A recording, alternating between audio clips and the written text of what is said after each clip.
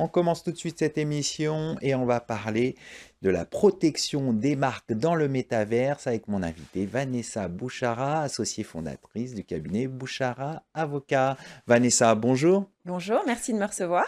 Alors on va voir ensemble les réflexes à acquérir pour protéger sa marque dans le métaverse.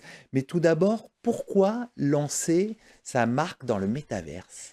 Alors, le métaverse, c'est un univers immersif dont on a beaucoup parlé il y a quelques années et qui finalement n'a pas disparu complètement. Donc, métaverse, ça veut dire au-delà de l'univers. Donc, c'est effectivement assez intéressant. On se projette dans un monde différent, dans un monde finalement dans lequel on n'est plus vraiment là où on est et on est déporté quelque part ailleurs avec des gens d'un peu partout.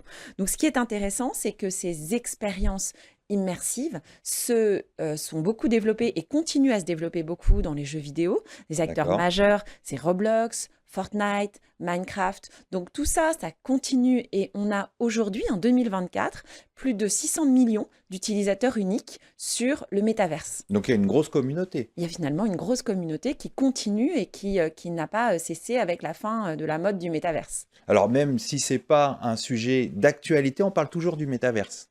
On parle toujours du métaverse et ça fait partie toujours des univers qu'on explore et notamment quand on est titulaire de marque, à savoir est-ce que finalement il y a une protection différente à aborder pour tenir compte de ces différents univers immersifs.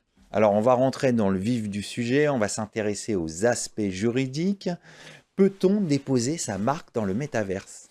Alors le métaverse, c'est un univers immersif, mais qui reste très lié à son territoire de départ. Ce qui veut dire qu'en réalité, il n'y a pas de territoire lié au métaverse. Il faudra déposer la marque partout où elle est utilisée. Donc D'accord. si la marque est utilisée en France, aux États-Unis et au Japon, il faudra déposer la marque dans ces pays-là.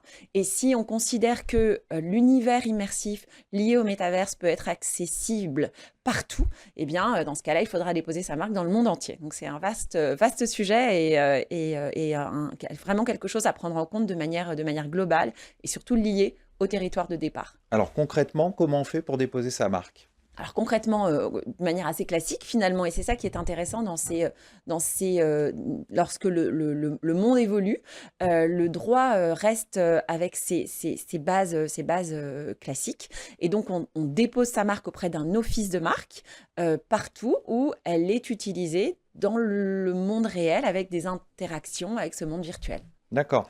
Et est-ce qu'il y a des classes particulières où il faut Oui, enregistrer ses marques? clairement, il est important de faire évoluer le libellé de ces marques, à savoir ce qu'on couvre par les marques, pour désigner tout ce qui est produits et services virtuels, qui jusque-là étaient moins désignés parce qu'on était plus habitué à des produits ou des services dans le monde réel. Donc tout ce qui est NFT, par exemple, on en a beaucoup parlé, Bien sûr. notamment en classe 41, les jeux virtuels qui sont des jeux interactifs virtuels. Donc ça, il va falloir y penser.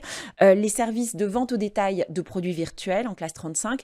Donc il faut faire évoluer le libellé de sa marque pour que ce libellé corresponde à l'activité réelle qui est exercée sous la marque. Alors on va se pencher maintenant sur l'optimisation de cette protection que vous venez d'évoquer. Concrètement, comment on peut optimiser la protection de sa marque? Alors, pour optimiser la protection de sa marque, il faut être toujours très attentif à plusieurs choses. D'abord à son propre univers, à savoir qu'est-ce qu'on fait avec sa marque. Est-ce que finalement la marque qu'on avait imaginée au départ dans un secteur particulier, est-ce qu'on l'utilise pour autre chose, pour des choses qui sont proches, des choses qui sont D'accord. plus ou moins éloignées, et toujours être dans l'anticipation. Et indépendamment de cela, il faut évidemment s'adapter aux évolutions du monde qui nous entoure Bien sûr. et typiquement se dire que finalement, quand on envisage d'autres exploitations ou d'autres types de développement, typiquement un développement dans le métaverse, on se pose la question de est-ce que notre marque est correctement adaptée à ces nouveaux modes de développement. D'accord. Et en étant vraiment constamment dans l'optimisation, la réflexion autour de la protection, finalement, ça nous permet d'avoir une protection la plus adaptée à l'entreprise concernée. De ce que je comprends, il faut avoir une stratégie globale et essayer de penser le sujet en transversal, c'est ça? Exactement, toujours. Quand on est titulaire de marque, il faut toujours avoir en tête cette stratégie globale, penser en transversal, penser à soi par rapport au monde et à ses évolutions. Et si on fait ça de manière assez régulière, normalement, on devrait être en mesure de se protéger correctement. Alors parfois, on peut aller jusqu'au contentieux, hein, justement, quand quelqu'un a usurpé votre marque. Euh, Quelle est la tendance de la jurisprudence sur cette question? Alors, il y a peu de jurisprudence. En France, il y en a pas quasiment. D'accord, On a une jurisprudence dont on a beaucoup tous entendu parler, c'est une jurisprudence aux États-Unis avec Hermès qui a engagé une procédure contre quelqu'un qui avait créé des NFT avec des Birkin. Et donc d'accord. finalement, Hermès a eu gain de cause aux États-Unis dans le cadre de cette procédure, nonobstant le fait qu'il s'agissait d'un univers virtuel et nonobstant aussi le fait qu'il s'agissait d'une prétendue utilisation dans un cadre artistique. Donc c'est assez intéressant, mais les outils actuels nous permettent d'engager des actions dans le cadre d'atteintes qui seraient commises dans le métaverse. D'accord. Et pourquoi il y a peu d'actions aujourd'hui, selon vous? Est-ce que vous avez des explications? Alors, parce que les actions restent très territoriales, c'est-à-dire qu'il y a une atteinte en France, on engage une action en France, on doit Bien sûr. justifier que cet univers est accessible depuis la France, et dans ce cadre-là, on engage une action en France. Le métaverse se développe beaucoup dans le secteur des jeux vidéo.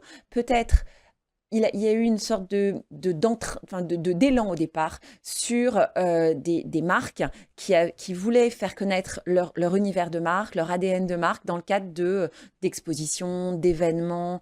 Il y avait même une Fashion Week sur le métaverse. Et donc finalement, on est resté au stade de la présentation D'accord. en dehors des jeux vidéo et un peu moins au stade des potentielles atteintes, sauf le cas particulier dont je parlais tout à l'heure.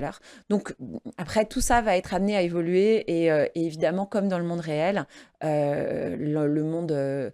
le monde réel, le monde digital, le monde virtuel, tout ça, en fait, ça va faire partie d'une stratégie globale de sécurisation des actifs de propriété intellectuelle par les marques et aussi de lutte efficace contre la contrefaçon par les marques. Donc c'est un seul et même ensemble. Est-ce que ça veut dire que les entreprises doivent adapter leur stratégie par rapport justement à ces mondes virtuels et vraiment avoir une stratégie globale et pas uniquement que sur le réel? Alors, d'un point de vue économique, oui, bien sûr, il faut s'adapter. Du point de vue du droit, quand on réfléchit à sa protection, il est important d'anticiper les différents volets de développement. Et évidemment, dans le cadre de la lutte contre la contrefaçon, il faut tenir compte de l'ensemble des biais de communication avec le public. Et donc, on a la communication dans le monde réel, la communication en ligne, la communication sur les réseaux sociaux, la communication dans le métaverse. Donc, tout ça, ça fait partie d'une stratégie globale, cohérente. L'un doit répondre à l'autre pour être plus efficace et pour être aussi plus cohérent vis-à-vis de son client final. Pour finir, pour vous, le cadre juridique est adapté à tous ces environnements? À mon sens, oui, il est adapté. Et ce qui est intéressant, c'est qu'on a de toute façon un législateur qui travaille à renforcer la protection et à l'adapter quand ça doit être nécessaire. Mais on a des outils pour lutter efficacement contre les atteintes aux marques, quel que soit le type d'atteinte. On va conclure là-dessus. Merci Vanessa Bouchara. Je rappelle que vous êtes associée fondatrice du cabinet Bouchara. Merci à vous de m'avoir invité. Tout de suite, on continue. On va parler accident du travail grave et mortel.